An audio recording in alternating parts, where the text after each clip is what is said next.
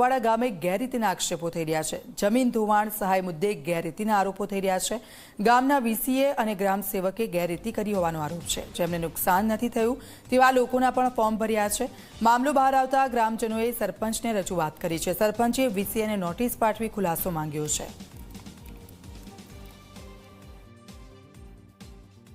જ્યારે જમીન ધોવાણ કે જમીન સમતળ માટેની ઓનલાઈન જાહેરાત પડી ત્યારે આ ગામના પંચાયતના વીસીએ કોઈને પણ જાણ કરેલી નથી અને આમાં તમામ ખેડૂતોની જાણ બહાર આ બધું થયેલું છે અને એમના લગતા ખેડૂતોના રાત્રે દિવસે ઓનલાઈન ફોર્મ ભરી અને થરાદ તાલુકા પંચાયત અમારા લોરવાડા ગામના શહેજાના જે ગ્રામ સેવક અને વીસીઓની મિલી ભગતથી આ બધું અંધાધૂંધી કરી અને અમુક ખેડૂતોને પાસેથી 10,000 રૂપિયા લોન્ચ લઈ અને આ કામ કરેલું। બાકીના ખેડૂતો બધા ટંટણાટ મારા ગામમાં અનુકૂળ બનાવ બન્યો